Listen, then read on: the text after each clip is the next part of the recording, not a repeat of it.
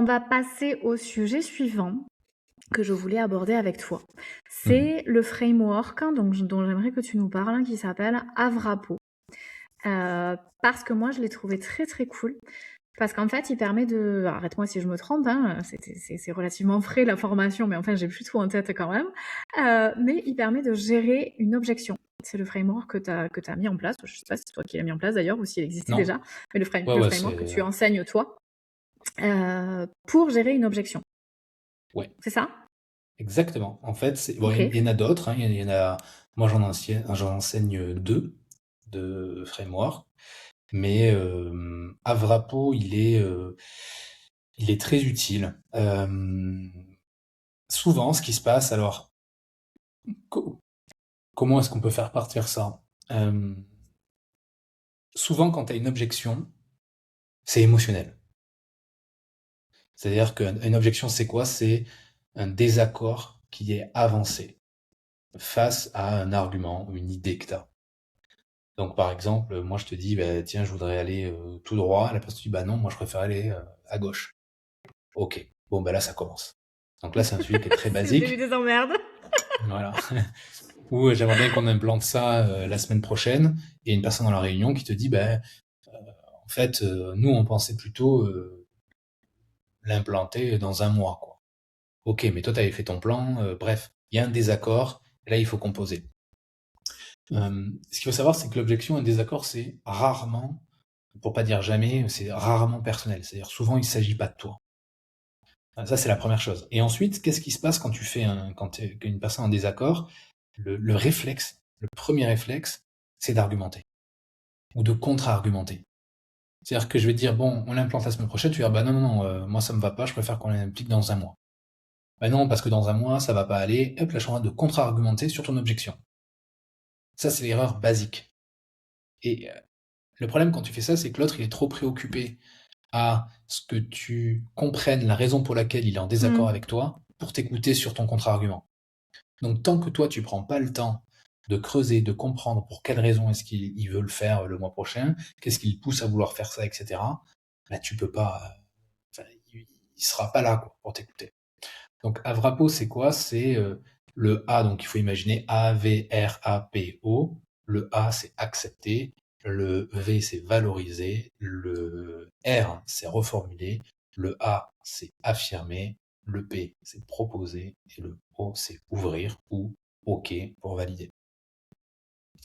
Donc tu commences par accepter. Tu valorises pas le point de vue de l'autre, mais le fait qu'il ait verbalisé son désaccord. Tu reformules pour t'assurer qu'il ait bien compris et pour que lui se rende bien compte que tu as pigé ce qu'il voulait dire. Et ensuite, tu argumentes.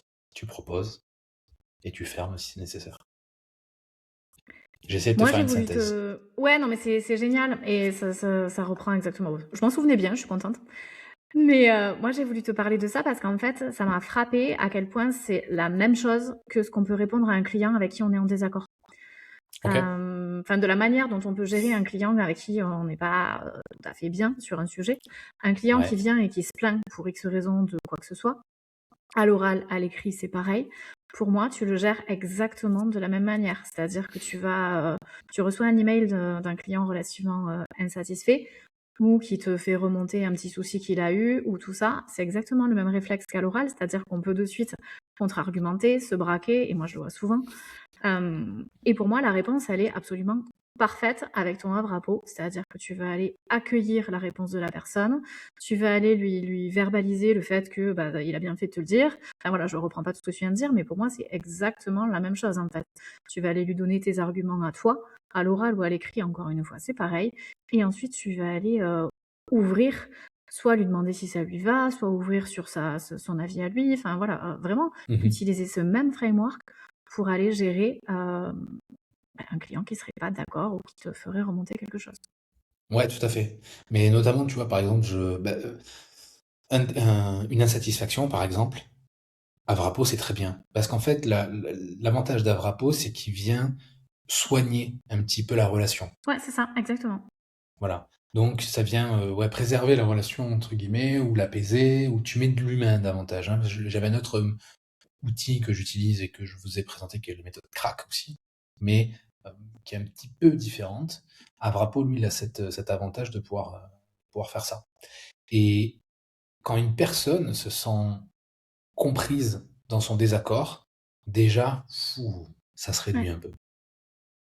Donc ouais, tout à fait, c'est hyper adapté sur un désaccord, une insatisfaction, par exemple. Ouais, complètement. En fait, pour moi, tout ce framework-là, il est bâclé. Même si on le sait, en général, il y a l'émotionnel qui rentre en compte.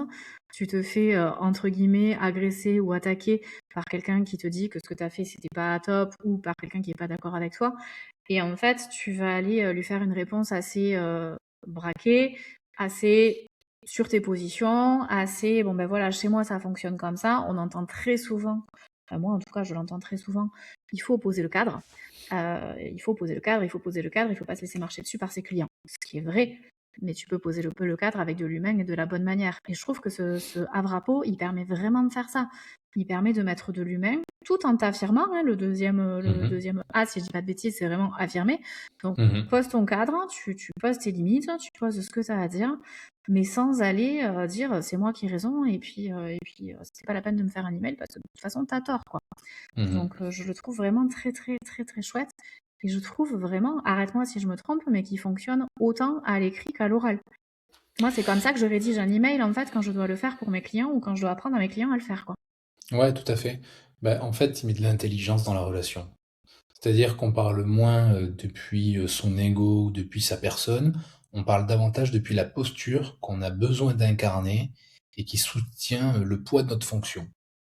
Donc si par exemple, toi, t'es chef d'entreprise, bah, tu peux pas, ça peut pas être ton ego qui parle dans une insatisfaction. Donc, tu vois, il y a une forme Mm. d'intelligence à adopter relationnelle pour que le client reste fidèle, pour qu'il puisse potentiellement te recommander, pour que, tu vois, donc si plus toi tu vas mettre de l'intelligence, même si le client n'a pas cette intelligence de base, il te fait Ouais, remonter un message un peu durement, etc., ça veut pas dire que toi, tu peux recadrer, hein, mais dans la manière dont tu vas le faire vivre, euh, en fait, il y a beaucoup plus de respect qui se dégage de ce que tu fais. Et la personne va te traiter aussi avec plus de respect.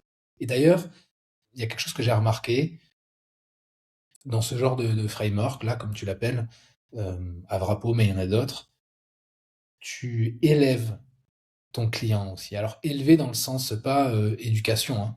Élevé dans le sens presque pas non plus spirituel, mais tu vois, tu l'élèves, c'est-à-dire qu'il comprend quelque chose dans la manière, dans la posture que tu as. Tu vois, si une personne est hyper désagréable, elle parle avec l'ego, elle est en colère, et c'est sa colère qui part et qui est limite un peu irrespectueuse, ou un peu trop euh, colère rouge, quoi, tu vois. mm. Mais directement, hop, tu dis, écoute, c'est une remarque intéressante. Déjà, merci pour ta franchise.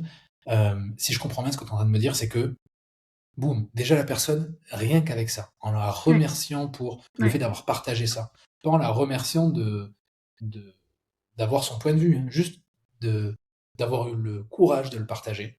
Et Mm. ensuite, donc c'est ça la partie valorisée, et ensuite de reformuler ou de questionner s'il y a des choses qui sont pas claires. Waouh, déjà, ça fait baisser quelques crans et ça met de l'intelligence des deux côtés. Parce que même la personne se rend compte, oula, j'ai été un peu brute, je vois en face quelqu'un qui prend le temps et qui questionne, qui veut s'intéresser. Du coup, je vais mettre un peu de mesure aussi. Tu vois, je me suis rendu compte que ça crée ça aussi. Ah ben clairement, hein, on s'intéresse à toi, on te pose la question, on t'écoute. Enfin, ça change la donne, en fait. T'as tellement l'habitude d'être bah, pas forcément écouté, justement, dans tout le quotidien, quand tu fais appel à des grosses boîtes, quand voilà, tout le monde est à 1000 à l'heure.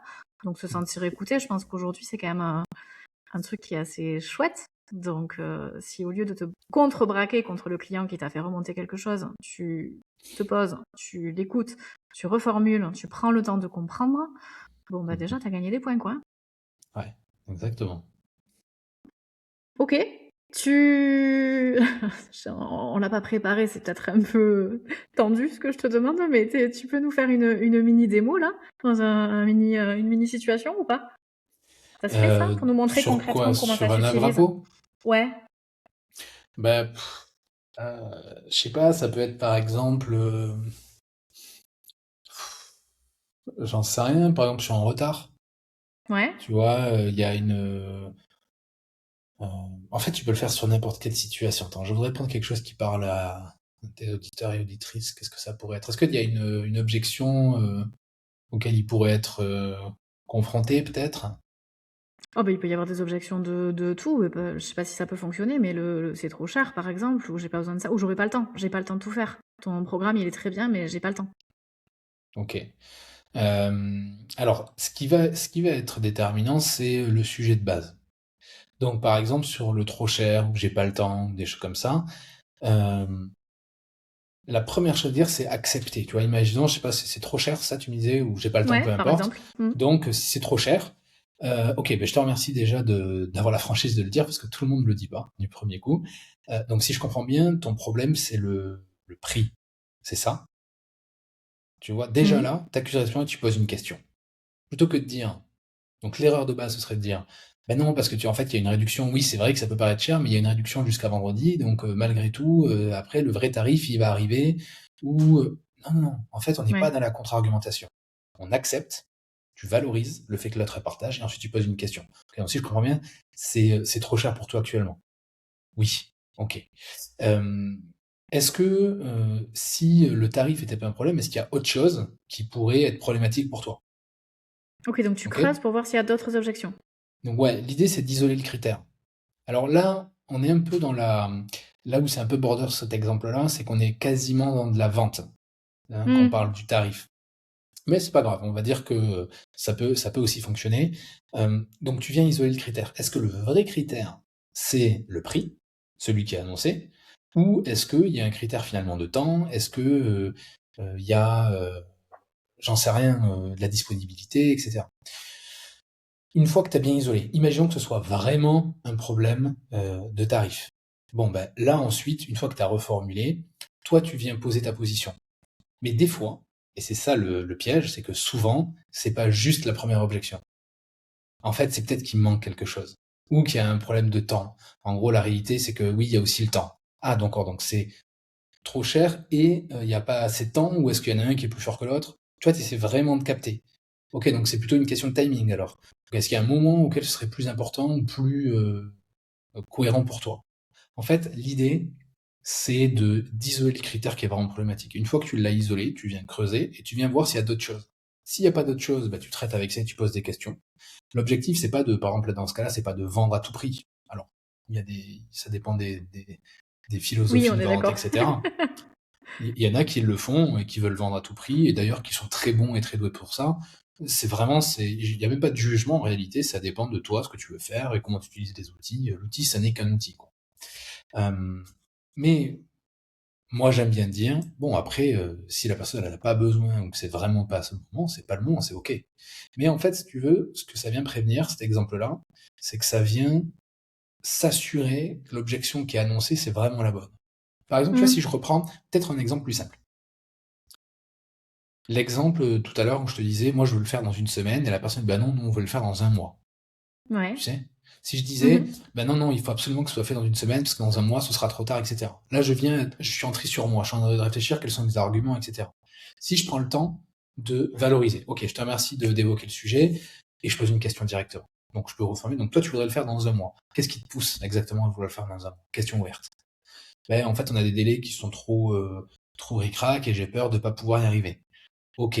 Qu'est-ce qui te fait dire que malgré ces délais-là, ça pourrait pas rentrer? Est-ce qu'il y a une chose en particulier qui te pousse à dire ça? Ben oui, parce qu'on a tel client qui voudrait faire ça en même temps, et du coup, je pense que la charge de travail, elle est trop élevée. Ok, elle est trop élevée sur qui exactement? Sur toi, sur tes équipes? Ben, les deux. Moi, ça va encore, mais mes équipes, elles sont. Et donc, en fait, tu vois, plus tu vas poser des questions, plus tu vas essayer de comprendre, plus au moment où tu vas contre-argumenter, tu vas argumenter sur le vrai critère, celui qui pose problème. Pas juste le non, non, on pensait le faire dans un mois. Et là où tu dis, bah non, moi une semaine, l'autre un mois, et je force, et je tire sur la corde. Non, Mmh. je rentre dans la carte de l'autre et je lui pose des questions pour comprendre pour quelle raison réellement il veut le faire dans un mois. Et je m'arrête pas juste à on a trop de travail. Ok, c'est exactement qui est concerné, comment ça se passe.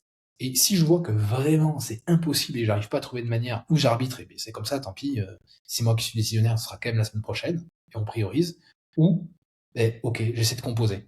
Est-ce je peux soulager quelque chose de son côté? Est-ce que c'est négociable? Est-ce que c'est pas négociable? Mais au moins, au moment où je viens d'argumenter, non seulement l'autre, il a beaucoup plus compris ce que je voulais dire parce que j'ai pris le temps de l'écouter, mais en plus, moi, je suis beaucoup plus précis dans les arguments que je vais choisir. Je sais pas si c'était clair comme exemple. Si, bah si, c'est moi qui ai donné un mauvais exemple au départ. Non, c'était très clair. C'était très clair. Et du coup, tu conclus sur, donc, une fois que la personne t'a accueilli, t'a valorisé, t'a reformulé, ou en tout cas t'a creusé, tu Ouais. viens Ah, contre-argumenter, en tout cas donner ouais. tes arguments à toi. Ouais, je vais argumenter. Et ensuite, Et tu ensuite, je conclus peux donner comment une. en fait?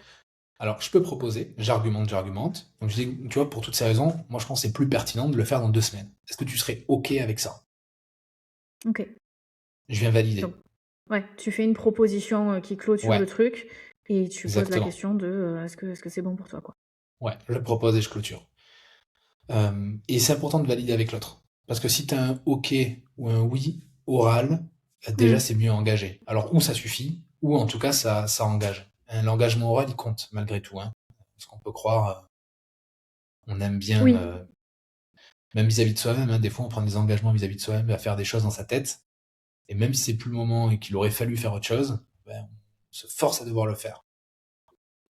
oui, oui, complètement. Ça joue, hein. C'est ce que je dis tout le temps. Si tu peux obtenir, notamment pour les questionnaires de satisfaction, on sait que c'est toujours compliqué d'obtenir des réponses à ces questionnaires de satisfaction. Donc, soit tu le fais compléter en live, soit tu essayes d'obtenir un oui oral. Est-ce que tu veux bien, s'il te plaît, me compléter mon formulaire? Parce que ça m'aide beaucoup. Et là, si tu obtiens un oui, tu as quand même plus de Yes. chances que ce soit complété derrière, quoi. Ouais, clairement.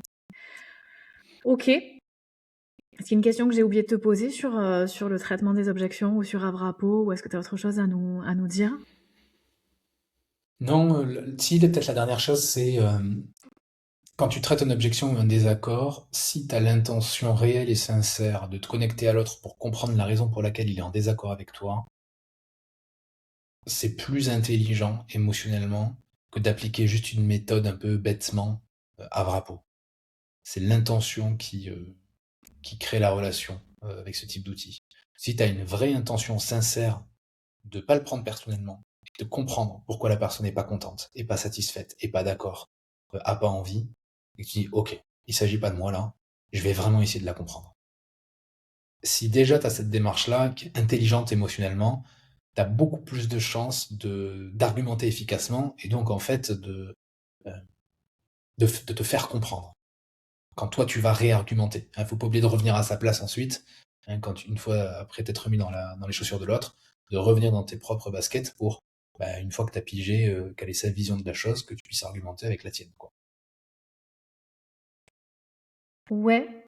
Et en même temps, ça me fait dire que, parce que moi, je te parle de réponses à des clients, d'emails très souvent aussi, donc ça, t'as le temps en fait de prendre du recul, de souffler et de revenir un petit peu à froid. Parce que mine de Oui. rien, quand on vient te dire ça va pas, bon ben, ou en tout cas quand quelqu'un a une objection, c'est jamais ultra agréable à entendre. Toi, tu es sur de la prise de parole. Donc sur de la Mhm. prise de parole, on est quand même beaucoup plus souvent à chaud, c'est-à-dire que tu as la personne en face et elle te fait l'objection en live. Mhm. Comment je fais pour que l'ego, l'émotionnel, tout ça, ça rentre pas ou moins en jeu et que j'arrive à pas me braquer et à prendre ce recul en live en fait avec la personne et à pas l'envoyer balader, quoi. Parce que ça, c'est pas facile à faire. Ouais, t'as deux choses essentiellement. La première, qui est plus longue, c'est la posture. Quelle est la posture que j'ai besoin d'incarner dans le cadre de mes fonctions? Depuis quelle posture je parle? Est-ce que je suis chef d'entreprise? Est-ce que je suis manager? Est-ce que je suis commercial? Qu'est-ce que ma fonction représente?